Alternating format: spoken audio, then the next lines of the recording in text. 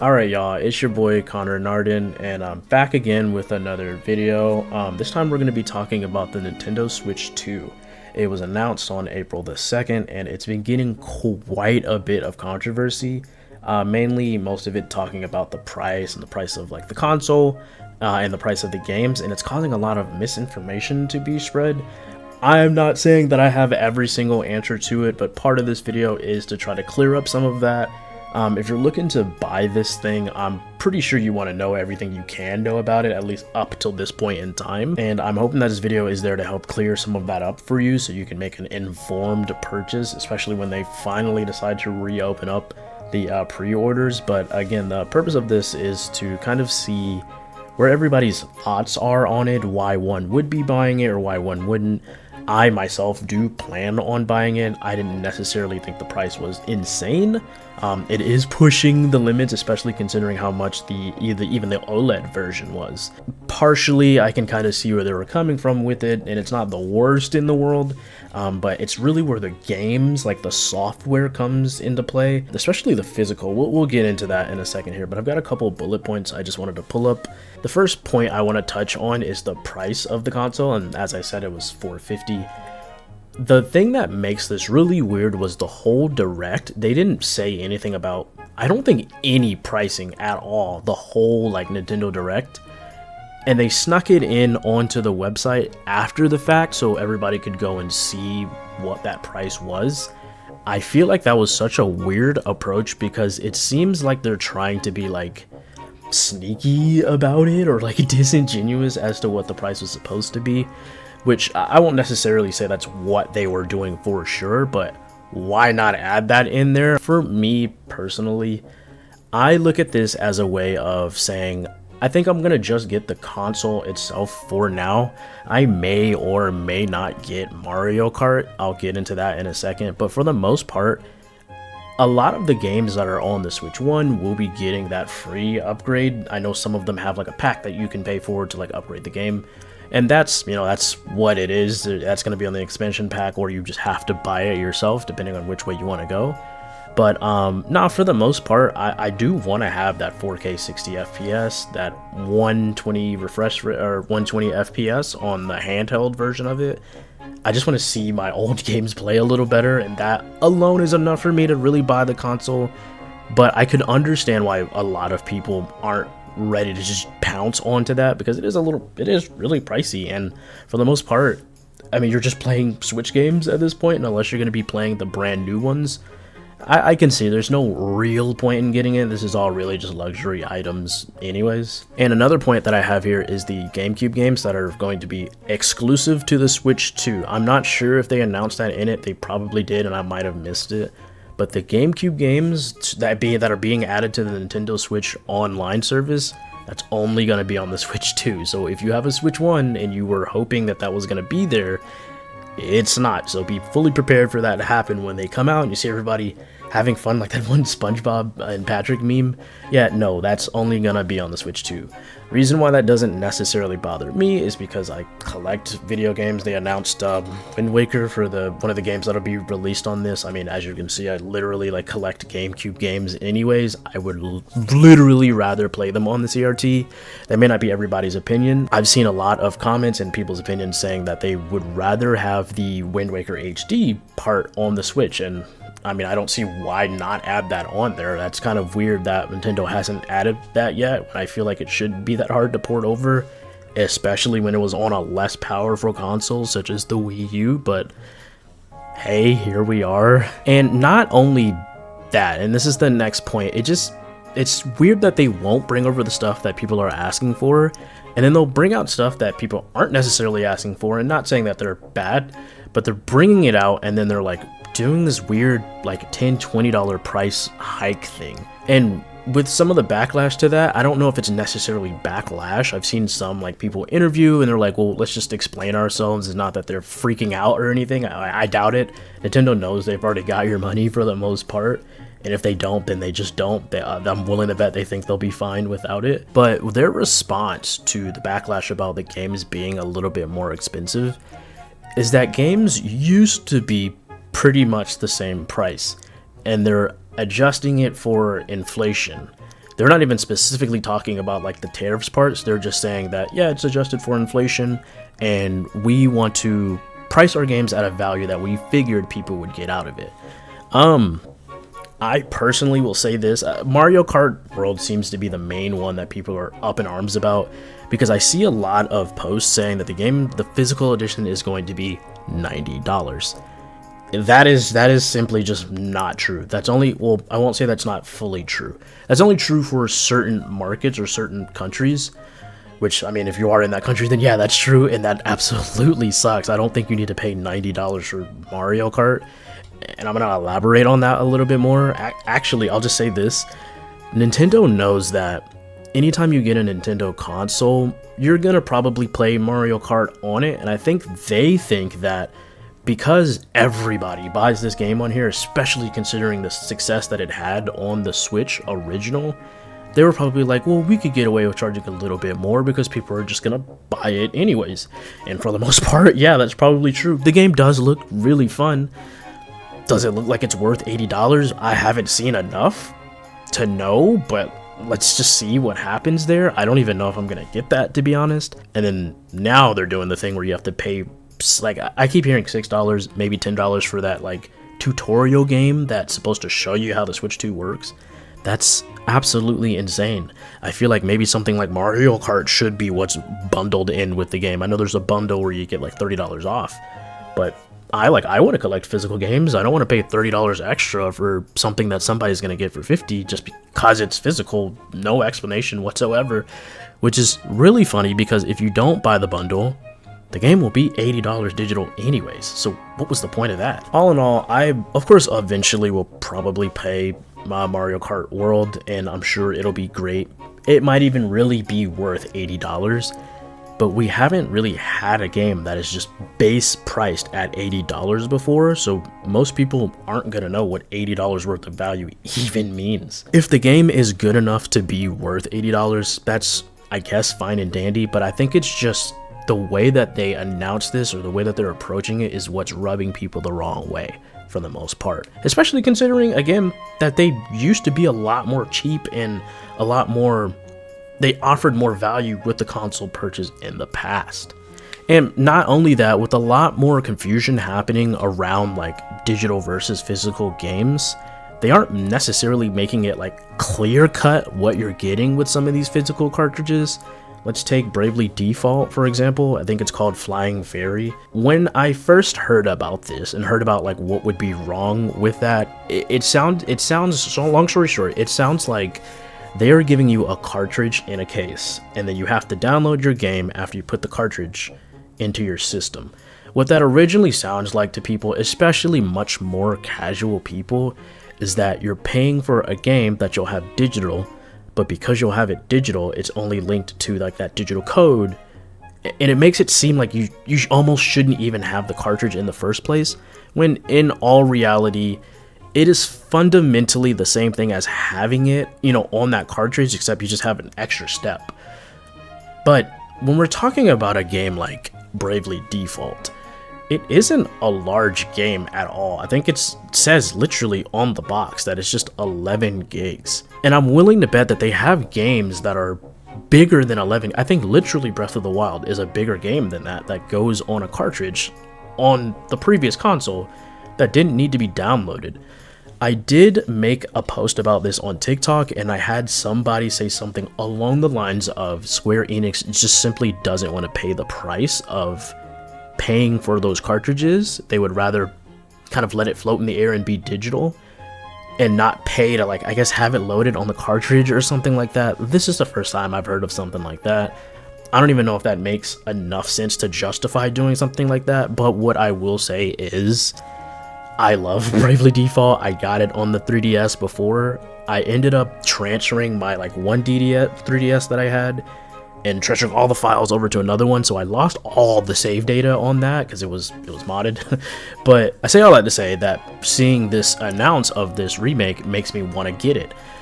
Thankfully, what I will say is it is a $40 game. It's not a $70, not even a $60, certainly shouldn't be, nor is it an $80 or $90 game, nor should really any games, at least right now, until we see what that value is worth, be $80 to $90. But this game is $40. There are some games that I buy digital. I have a digital PS5. I download them onto my console. So with this, if I have the keycard and I download it onto the console, and the console seems to have a good bit of space on it, something like this I don't necessarily mind. But what's just weird about it is the fact that they aren't clairvoyant right out the gate. And another thing I was talking about with the friend in regards to this game is if I get said keycard, right? And I think I've sort of figured this out today. But if I get said keycard and I want to lend this to a friend, is it going to be a virtual game card, or am I giving them this keycard to which they can then download on their console, and it's not necessarily linked to my console as if I've downloaded it, but it is linked to that, and the only way you can play that download is if you have that keycard? I'm assuming that's what it is, but that's just so convoluted. Why not just put the damn game on the cartridge? What the hell? Also, on the topic of that, I do like the idea of the virtual game card. Now, I'm not sure how you add someone to your Nintendo family. I'm not sure if you need to pay for the family like extension pack to be able to do that, or could you just add somebody to some setting in one of the menus and then say, hey, I lend this game out to you for 2 weeks, which I think that's pretty cool. You buy a game digitally and somebody else doesn't want to buy that game, or they, let's say in this particular case, I get the Switch 2 on launch and then my friend eventually gets it, you know, a couple months later on. Maybe I can say, if you want to try this game out, I can give it to you digitally. I have it digital. You can try it full game. Boom, 2 weeks. I think that's pretty cool because you couldn't do that before. You can't really do that on any system except for Steam. Steam is doing that now. But I think that's a nice addition. It's just a little confusing when it comes out at first, but no, I think that's actually really cool. I was also watching a bit of YouTube today where I figured this out. It comes from a YouTuber named Nintendo Prime. He explained a good bit of this, so I just recommend you check that video out. I'll probably like put it on like the side or something or in the description. But that cleared up a little good bit of the cartridge like key card stuff for me and like how the virtual card stuff might work. But yeah, we are in an interesting place with digital and physical right now, especially if you want to be an early collector of all of this stuff. Seems like it's gonna be pretty pricey, and they're not necessarily doing anything about it being digital anyways, so it's like, you would think that originally when they first came out with, we're gonna switch to digital games and you just download them versus like physical, which cost more, you would think that the digital would be cheaper. That has never happened. Nobody has ever done that for some reason, so I don't think they clearly are not gonna do that anytime soon here. And to kind of like finish this point off too, Donkey Kong Bonanza looks really cool. If it is basically just what I've been hearing it is, where it's just Super Mario Odyssey, but you're Donkey Kong and you can just break stuff and throw stuff around, that actually sounds really fun. The thing is, what if I beat that game in like 40 hours and then I'm done with it and I never play it again? The real question each person is going to have to ask themselves is that worth it? And is Nintendo just prescribing me value and I don't really have much of a say-so in it? Which I don't. I'm not the one making the game, but at the same time, it's just such a weird thing to say. Just, you might as well just not said anything and just been like, look, the games are $80 now. Like, you're gonna buy it or not. But no, they had to add some like weird remark in there that made it seem a lot more disingenuous, if I'm being honest. But I don't know. Let me know what you think. Oh, the next point I wanted to go back on was the expansion or the Nintendo Switch 2 editions of certain games. I have a copy of Breath of the Wild that is sealed. I don't think I'll ever plan on opening that because I bought it digitally when it first came out, and then my girlfriend bought it for me for my birthday because I started collecting video games physically. So I kind of have both versions. That's neither here or there. I'm not going to crack it open to find out if I need to just download a code and then put my own one in there. But saying that, I've been hearing a lot of information that's saying when you buy the Nintendo Switch 2 edition, you will be getting a cartridge and then a download code that'll help you, like, I'm sure it's just a texture pack that'll just boost the game and it's only like valid on the Switch 2 or something like that. Again, a lot of uproar and people up in arms about the price of having to pay for such a pack. I'm not necessarily too bent out of shape on that. I can get why somebody would be upset. I mean, again, a lot of people just don't want to spend that much money on these games. My question is, and I'm assuming you should be able to do this? Yeah, I don't even think that's a question. You could probably put just all the old game in there and just play the old game as is. Even if you're on a Switch 2, you just unfortunately don't get the updated version. Nintendo would have been a good guy had they just allowed that to happen. And that actually brings up a good point that I've just realized now. Some of the games don't require you to buy a Nintendo Switch 2 edition. For example, this was such a controversial game that came out because it's such a huge game, or a huge IP for Nintendo. Pokemon Scarlet and Violet. That game ran like absolute ass on its own original hardware, and it's not a graphically beautiful game. It's just a couple polygons. So nobody understood why that didn't work as well as it did. We'll fast forward to today or whenever the Switch launches out, and I think day one you will be getting a pretty much free graphical update to where it'll run better on the Switch 2. Again, stuff like that is a reason why I would pick one up, because I want to finish Pokemon. I literally could not finish the game because it ran like shit. So if it runs pretty good on this, okay, that's a plus. I don't have to pay for that, but why do I have to pay for Zelda and or Tears of the Kingdom to be upgraded, and then that's just it? I just get the enhanced version, which is what I'd be getting with the other ones. I think they were doing that with Kirby as well too. Like, what the hell was the point of that? Sorry, my camera cut out there for a second. But yeah, we get that you guys know that we love Zelda, we love Kirby, we love Mario Kart. That doesn't mean you can just price gouge a little bit more for these games. Again, I'm willing to bet I might even fall into this trap if I'm being honest, because I do want to experience this new game. I just feel like at this point I might as well get it digital because it's just a better option. I can still share it with my friend, I can still play it, and then it's $30 cheaper and I get it day one on my Switch. I don't have to worry about, going to go find the cartridge. I'm imagining that eventually someday it might not always be $80 if I want to get it used or something like that, because it's just Mario Kart. It's not some like groundbreaking game. So it's just so weird that they chose that one to have this weird big ass problem with. But here we are. And I already pay for Nintendo Switch Online, so it doesn't. You get the packs for free because of that. It doesn't necessarily bother me too much that's going to be the case, because I get them for free. But I do sympathize with the people who don't want to pay for Nintendo Switch Online, and they have to pay for that pack. What I will say, however, and I'm gonna segue this into like the C button stuff, and I have another point of that on here too. But what I will say is, out of at least all of the consoles, and when we're saying that, we're really just talking about PlayStation and Microsoft here, for the most part, you have to pay for those online services anyways if you're planning on playing online. A lot of people, I don't know if everybody pays for these subscription services, and I will even argue that for the most part, let's say Xbox Live or the Xbox Game Pass, you do get a bunch of free day one, even Xbox exclusives on that. But I think with this being, I think even significantly cheaper than PlayStation and Xbox regardless, you kind of get these upgrades. You also get access to the GameCube stuff.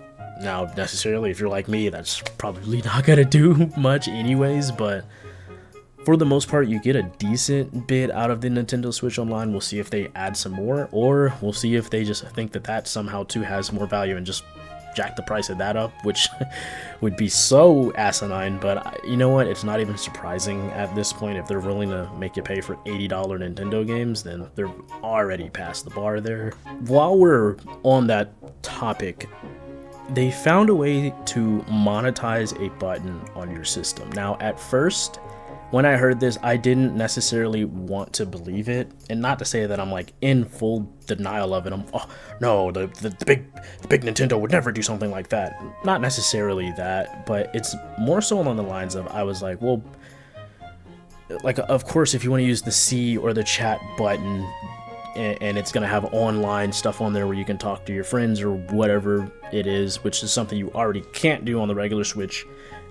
If I recall correctly, the C button is what the share square circle button is on the Switch 1. I'll probably put a picture up on screen to like show what I'm talking about. And you can take a screenshot, or you can just take your video clip, and that just goes into your little video folder or whatever it is that they have on that.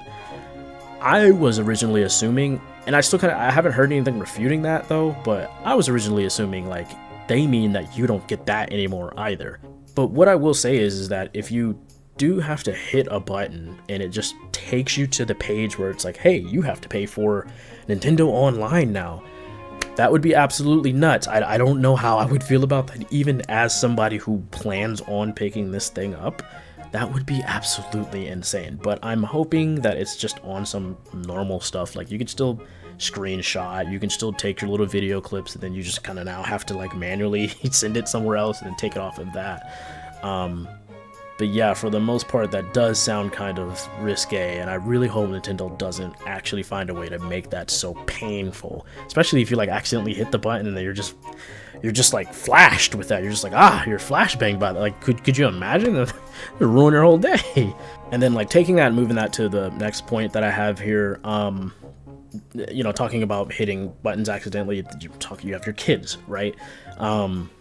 The parental controls I found are actually pretty decent on this thing. They're introducing some phone app.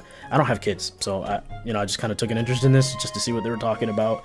I don't know if they've already had the phone app. Maybe some of you do already know this, but for those of you who just don't know anything about the Switch, this part is more so for you.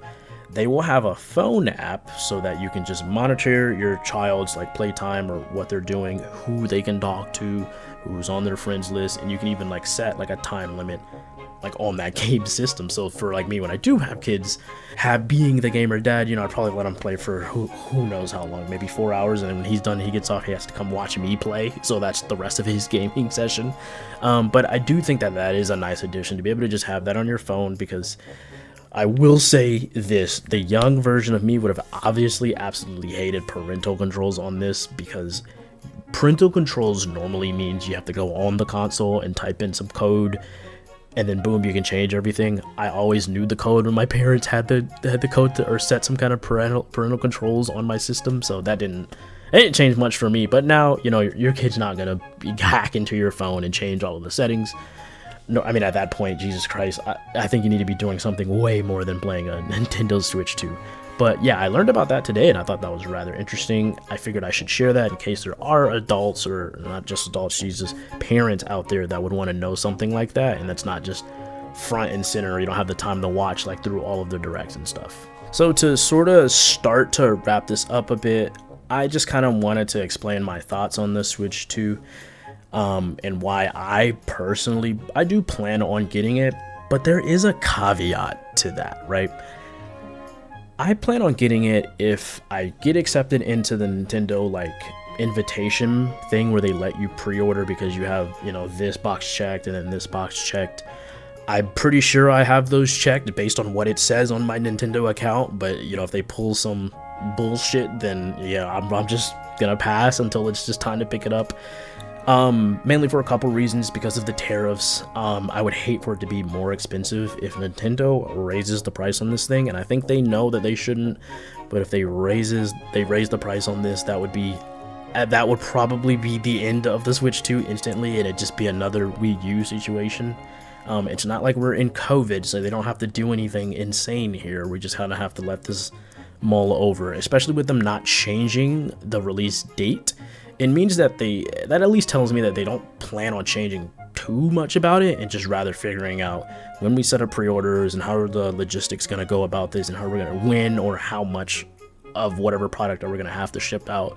I think it would be a little dumb to just set it up and just let everybody just go free, and then like tariffs hit, and then now they're just completely screwed. They are in the business of making money, I get that part, but I would like to know about the pre-order soon, because you know you gotta save up a good chunk of money for this. And my thing is I don't wanna just wait around and find out what a tariff means for gaming, because I don't think we've ever had something like this happen before. I'm not sure what tariffs even fully do. I kind of sort of got the gist now all of a sudden because this all popped up in the US. But again, I'm not gonna just wait around and see what happens with that. If it's all kind of wonky or it gets really murky, I'll just skip it and wait for it to either go on sale or buy it in some like cheap bundle or something like that. But it's Nintendo, they're probably never gonna drop their price unless it's like a super Black Friday or holiday bundle thing where you get a bunch of games or whatever. But for the most part, yeah, I do plan on picking it up. I also wanted to invite one of the guys over that helps us run this channel to explain why he wouldn't want to buy it right now. I've got him pulled up in Discord. I'll let him say his thing here in a second. And then my last little like point here, or my main gripe is, it sort of feels like I'm supporting this idea that we should be getting scammed out of our money by wanting to buy this thing because of the way that Nintendo has approached this and they announced everything. Especially, this is the part that drives me insane, it's just the whole making you pay for a pack-in game. That is nuts. And then the whole not talking about the price in the direct, and then just kind of letting you go to the website and find out, and let the internet just snowball and avalanche into something insane. And then like the only real response we got is, yeah, we just priced in stuff that we feel like it might hold its value at. And it's just, yeah, that's it. Like, what is going on with that? I don't know. And it just shouldn't feel like that, especially coming from Nintendo. Most people, myself specifically included, like Nintendo for the games that they make. They don't always make the most graphically impressive games. They don't come out with the most demanding software, even if their own systems act like they are. But they do make the most fun. And I can't find any other like supporting evidence that would contradict that, at least from my experience. Nintendo has always been like the gamer's place, especially with it being so cheap. You can always just go, you could fundamentally almost go pick up any first party like Nintendo game. You're gonna enjoy it to some degree. If it's not your cup of tea, they're definitely gonna have something else. But again, it just shouldn't feel like that. It's not what it used to be in the past. And I'm not saying that we gotta stay stuck in the past for the most part. I just want to have everything be as it always was, and to be able to know that I'm going to enjoy what I'm getting myself into. And oftentimes when we've noticed the industry start to like bring prices up and they're acting like their game is hot shit, half the time that means that the game is not going to be hot shit for sometimes, and they just give you half of the game and you still have to put more money into it. The price has gotten so far out of hand that you have no choice but to consider that, especially with some of the practices that some of these developers and producers put out into the world, and the games sometimes just aren't even worth $40 in some cases. So I'm hoping Nintendo still does pull through with this. Again, in my case, I'm mainly just looking to play a lot of my older stuff on there and upgrade it. Again, I like collecting, so it's part of that collection addiction that I got. And I don't think the price is absolutely insane, but it is right there at that red line. Like $500 for the base model, no bundle. I personally, that would have been a bit too much, and I would have obviously had to second guess it there. I don't know what $50 difference makes it worth it, but it is a good thing that they went with that decision. Or what are the reasons why you wouldn't want to get a Switch 2? I mean, I barely play my Switch now, even though I like it, but yeah. What's launching? What are the games launching? Let me see. That are only Switch 2 that I can't get on my Switch, because I don't think there's that many. Like, I like Metroid. Yeah, and I don't think that's launch day either. I think that's like July or something like that. No, it's not, so I don't need it immediately. Right. And I don't really care that much for Mario Kart to where I need to get it day one. Well, that's what I was saying too. I'm like, it's Mario Kart, so I'm like, I think they know that, you know, like with the success of it, they were like, oh, we're just gonna charge the fuck because we know people are gonna buy it. But I'm like, it's just Mario Kart. It doesn't really matter how many new features y'all add into it. It's still just gonna be Mario. Yeah, like Kart. I don't, you know, like it's fun for a little bit, but I'm not like a Mario Kart. Yeah, I'm not like Mario Karted the fuck out, and I'm also like, in all reality, if I had, I only launching with Metroid, then yes. Yeah. But launching with like, it's like them launching it with like Mario Party.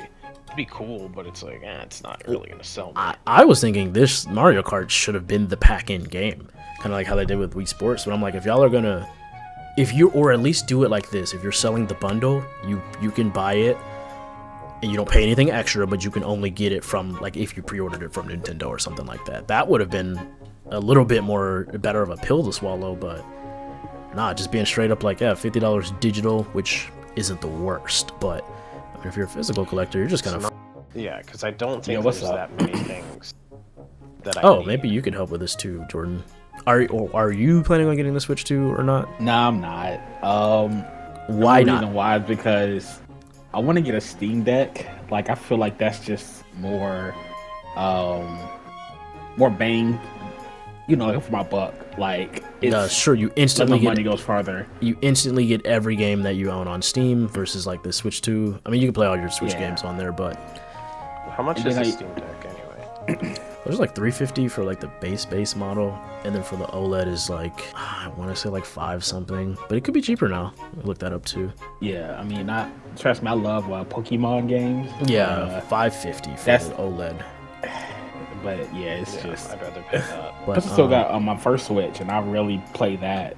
I mean, yeah, that was kind of what I was saying. I was like, if it, like, I just want to get it just for the sake of I do collect these consoles, so I want to show you what it is day one, and I can play all my old games on it, especially like the updated version. That's really the only reason I'm like excited for it. But outside of that, I'm like, yeah, if I'm somebody who doesn't already love Nintendo games like that, I just don't. I don't know if that's a good deal, especially like where y'all are saying, where it's like I could just go get a Steam Deck and almost emulate some of the games better than on my original Switch. yeah, and yeah, I can Like- emulate games and. Yeah, Look like, at now. Arg. For me, I'm not. Are you trading in your Switch to a Switch 2? no. Again, that's just for the sake of saying, okay, I have a. You know what? I've been flip flopping on this. No, the plan is no, for 2 reasons though.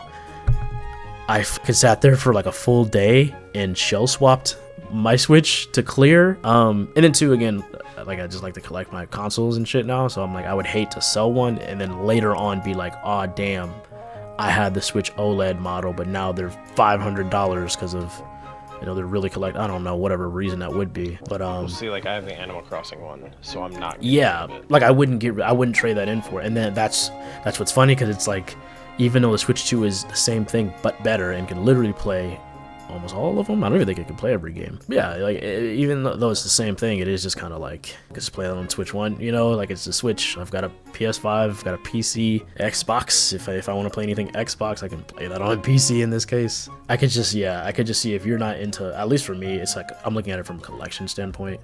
Anything outside of that is just more so like, am I even gonna play it? Am I gonna play Mario Kart for $80 worth? Like I Scale like pretty quick. Zelda enough for that, like just for the expansion updates alone. Oh, here's another part too. I haven't told y'all this. Yeah, I found this out today. The GameCube games are only on Switch 2. That's stupid. It's I don't know what that means. But I It's also insane. don't care that much. nah. That's what I was saying too. I was like, I mean, I collect my GameCube games. I would literally rather play them. So what does that mean? It means you cannot play GameCube this Nintendo Switch Online expansion pack or whatever. You can't play them on the Switch 1. I could just go play them on my Wii. I mean, yeah, there's that. You play them on your Wii, you play them on your GameCube. You can just emulate them on your Steam Deck. What are we, what are we talking about? They run extremely well on there too. On top of that, Damn it. That's the goal. and if you get a Steam Deck, like for example, if you wanted to play Twilight Princess or Wind Waker HD, the shit runs as if it was designed for the Steam Deck on there. And they haven't even ported them shits over to the Switch. So you literally can only play them on the Wii U. Yeah, you get the Switch 2 Welcome Tour, that's a launch game. That doesn't sound like a real true game. It's the, you know how the games come with demo games like Astro's Playroom? It's literally Astro's Playroom, but it's ass this time, and you have to pay $10 for it, and it doesn't just come with it. Civilization Just 7. playing through old games. That's what most of this is. Actually, literally all of this is that. I'm sure, I don't know what. But yeah, like, it's funny because all of the other games that immediately playable are Switch 1 games. Luigi's Mansion 2, Donkey Kong Country Returns, Fire Emblem Engage. All these are just updated games, straight up, ready to play. See, if I could play like more games on the Switch, then I would like be interested in it. But it's like the same like. Well, this one is way more third-party friendly. It's just they're not all just straight up launching on the Switch like that. And for me, I don't really care for it too, to be honest with you. That's what I get a Nintendo product for. I don't care to play 2K on my Switch. Doesn't even make sense. I'm not playing Cyberpunk 2077 on a Switch. It sounds like it might explode if you try that, but It is surprisingly like Good luck. strong for a Switch. I think we're just used to a Switch being a piece of shit. And I'd even argue. I mean, it's fine, but I'm not trying to run Dark Souls on my Switch. No. The only thing I am looking forward to is that Duskbloods game, but I also heard some interesting shit about that too. Apparently, that is a multiplayer game. I don't even think like it's gonna be like Fallout 76 to the Fallout series. Does that make sense? It's just not I gonna. have faith in I'm not looking forward to the Switch. Yeah, it's not looking like. Now I might have misheard that, but like I've watched a couple videos on this, and they're like, yeah, it's just like a multiplayer Souls-like. You mean to tell me y'all are making Fallout 76 for FromSoft? Huh. I mean, I trust what they do, but okay, surely they won't fuck it up. Yeah, hopefully that's misinformation. I just feel like when the original Switch was announced, it was a no-brainer. It's because it was something new and innovative, and it did have some games on there that you're only going to be able to get on the Switch. Now that the Switch 2 is out and you can just fundamentally just play the same stuff, and there's nothing new that's revolutionary coming out, it's going to be a really hard sell for a lot of people, and I honestly don't blame them. I'm not going to sit here and act like, oh, I'm superior, I can just buy it, and I just got it.